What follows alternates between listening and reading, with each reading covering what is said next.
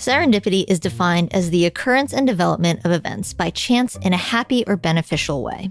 A lot of our greatest moments are these moments of serendipity. Meeting your partner, having that aha moment for a business idea, discovering your passion. These are the kinds of moments that in a lot of ways define what it means to be a human. And if there's one thing you can definitely find in every success story, it's serendipity. Alexander Fleming went on vacation, and when he came back to his research on one disease, he discovered a petri dish that had accidentally been left open, and inside it contained an entirely new antibiotic called penicillin, which became one of the most important medical discoveries in history. Oprah Winfrey was demoted from an evening news slot to a daytime television show. This would eventually become the catalyst for the Oprah Winfrey Show, one of the most successful in the history of daytime television. And for Tara-Nicholle Nelson, the journey to success came after her lightly circulated, self-published book found its way into the right hands. I wrote a 400-page book, and I joke, I sold 10 copies of that book, but one of those copies was to a gentleman who was one of the founders of HGTV, who called me up and said, "Hey, I've got your book and we'd like to license it."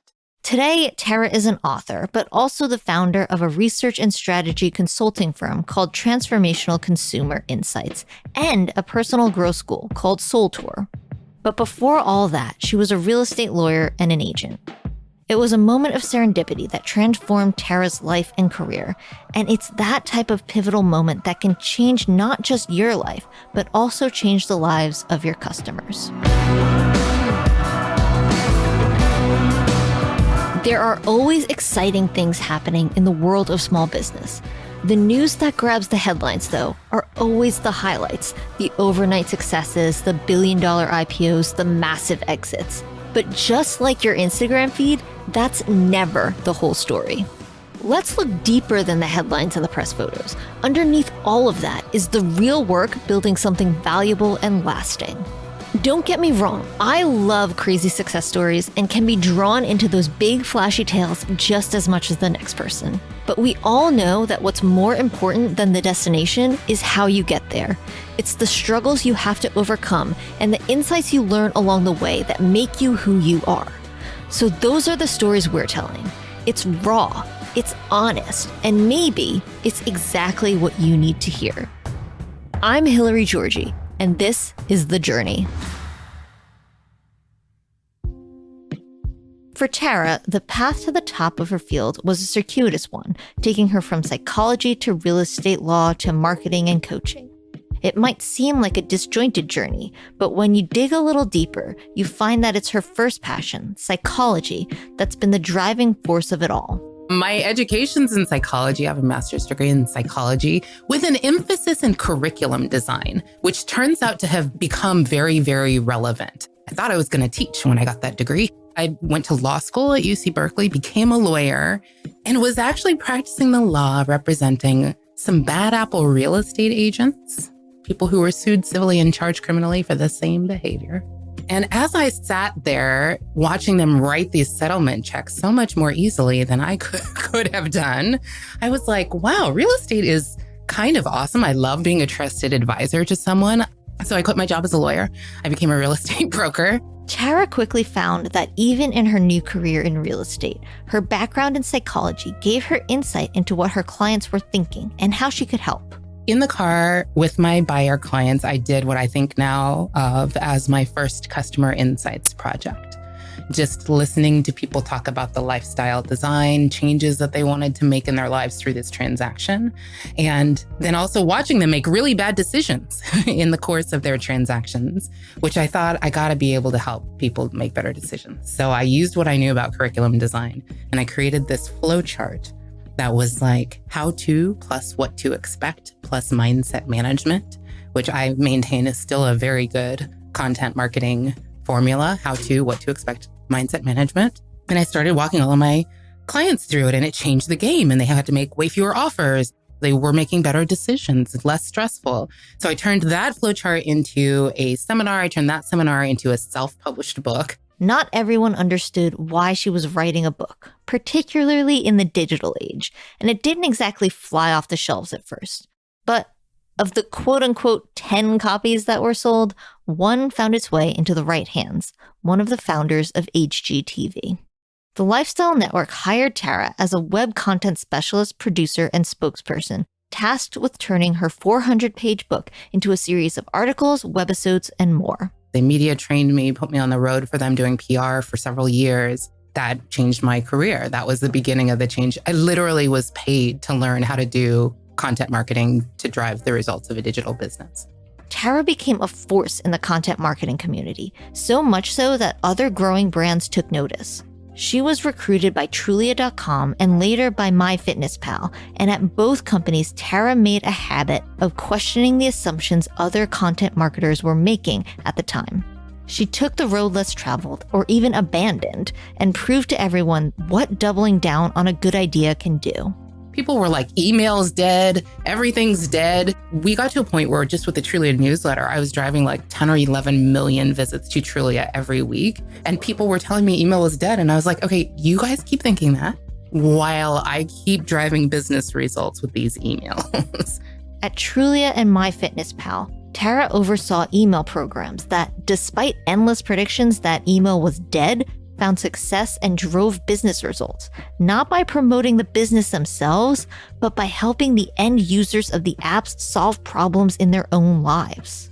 Our emails weren't about us. Our emails were deep dives into how we could remove a friction that we knew our customers were experiencing in trying to solve the high-level human problem that we as a company existed to solve. So like every email was about what piece of friction can I pull out of their journey, their real life journey, or what piece of content will trigger a little more progress for them. Whether it's making it more beautiful, easier, more fun, more effective, whatever it is, it was all about serving their aspirations. And people have endless desire to engage with the brands who will legitimately do that for them. After the break, learn how the idea of a specific kind of consumer guided Tara toward her next endeavor.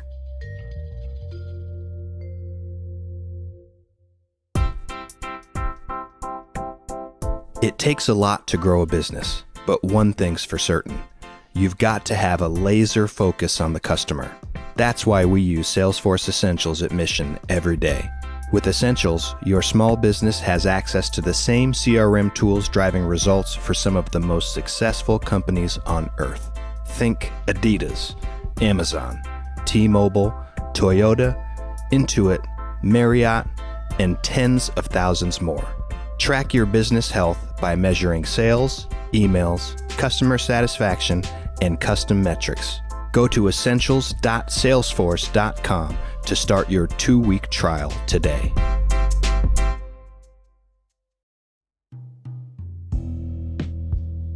Throughout her experiences, first at HGTV, then at Trulia and MyFitnessPal, a specific group of consumers captured Tara's interest. It was a group she called Transformational Consumers. This group of people just over-indexes. They are avid in their continuous efforts to live healthier, wealthier, wiser lives. They are avid content consumers in those efforts. They are early adopters of products. They will try lots of things. They're deeply optimistic and hopeful and sort of extreme in their growth mindset, and that they believe they can change anything about their lives that they really put their minds to. However, because so many of them have been engaged in that process for a lifetime, they have also failed at it a lot.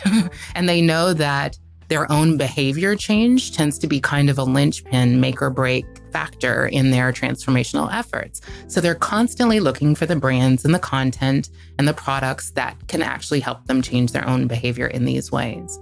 That is the transformational consumer. In 2015, MyFitnessPal was acquired by Under Armour. They were on a trajectory aimed toward massive success, but something nagged at Tara. She couldn't shake the idea of the transformational consumer. She did the unthinkable. She left MyFitnessPal and began working on her next book, titled The Transformational Consumer. It's a call to action to marketers to sort of position their role in the businesses they work in as about more than just brand and more than just brand-centric messages.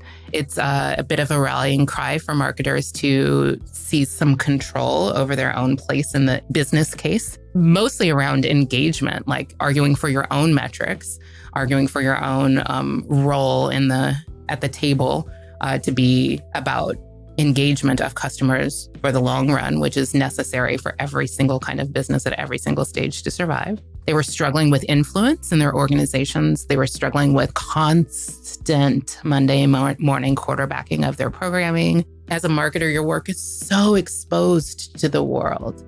So I had a lot of marketers struggling to truly get out of that. It's almost like emotional fog of constant onslaught of criticism and shifting strategy, struggling to sort of, super clearly connect the dots between the customer's real world journey and the things that they should be doing for the business in a way that made that business case for the resources they need. The book also laid out her philosophy of marketing, which treats the public as human beings, not as users of a product or service. And I emphasize their humanity a lot because we get all onto these tangents about users and they're human beings, they're people. And reaching people requires creativity, understanding, and willingness to meet them where they are.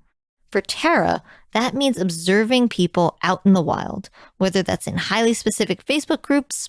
I am obsessed with joining these various Facebook groups that are super tightly subject specific around kind of weird subjects. So I'll say to my best friend, so I was on the sustainability and homesteading group the other day, and she's like, but you live in Oakland. Or through in-person market research. Probably my best story about customer research was being in this woman's living room. This woman was very heavy. And she was telling me that she ate a paleo diet. And she had all the cookbooks and she knew all the names of the blogs and things she was in it. And I was like, huh. And she was saying, she'd still been struggling. So in that particular research project, we not only talked to people in their homes, we also went into their kitchens, into their pantries, into their fridges. We went to the drive-through restaurants with them. We learned some stuff because we are not our customers. So we had this thought that, well, people say it's cheaper to eat fast food, but is it really? Isn't that just an excuse? Then I'm in a car with a mom who's feeding 5 kids on $20. And I'm like, she's right. Anyhow, we're in this woman's fridge and I open the fridge and there's all these huge mason jars with colored liquid in them.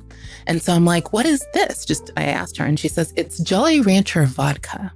And while in my mind, I'm thinking, I don't think this is paleo. I'm pretty sure this is not paleo. It just goes to show you do actually on some of these things have to observe what people are really doing, not in a judgmental way, just to help understand where you can remove the frictions. Today, Tara has taken all of these lessons she's learned across psychology, real estate, law, and content marketing to found not one, but 2 successful and growing companies. A research and strategy consulting firm called Transformational Consumer Insights, and a personal growth school called SoulTour. Personal growth and research consulting may seem like 2 very different industries, but Tara thinks that marketing and mentorship have many common elements. In the archetypal hero's journey, there is often the hero refuses the call a lot of times before we take it. And when we take it, we're often assisted by a mentor or a guide or an aide or a someone. It is just how humans work. I say to my clients, it is my job to see what you can't see and to say what maybe no one else in your life will say to you. Ultimately, Tara just wants to help people, human to human. She does that on a personal level as a mentor at SoulTour and on a more macro level as a consultant and marketer. I see a lot of marketers and people in general in companies stepping into their power and owning their expertise. And I think caring about how their companies impact the world and humanity. I'm actually a big believer that cultural and social expansion always follows contraction. And I actually think marketers in business will play a big role in the next season of human evolution. Tara's story can serve as a reminder to every business owner that there are some common truths to remember. Number 1, you are not the customer. You need to identify what your customers want, not what you want. Number 2, Your customers aren't just users, they're humans. And number 3, every interaction, be it face-to-face, on your website, or through the not-so-dead email newsletter, is an opportunity to treat customers like a human. And remember, you're not just a business owner or an entrepreneur. You're a human too. Tara has always loved psychology, and the insights into human behavior were what helped her find the success she's had along her long and winding path. She knew her stuff technically, but from a personal level, she was willing to help create a connection that could lead to something more. You can do that too. You have the power to create serendipity through marketing and customer interactions.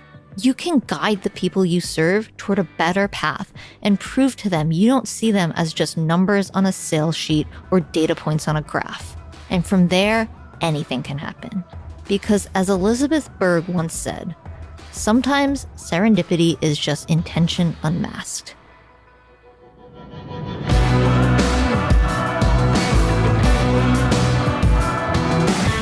Succeeding as a startup, solo founder, or any small business is an uphill battle.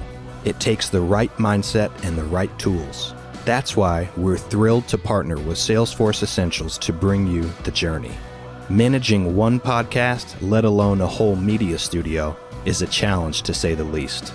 But Essentials makes it easy to maintain relationships and grow our business. With Essentials, your startup has access to the same CRM driving insights and results for the most successful companies in the world. Use unrivaled Salesforce technology to track customers, sales, emails, and more. You'll know where your business is and where it's headed as you chart the path for your journey. We love using Essentials, and we know you will too. Go to essentials.salesforce.com to start your 2-week trial today.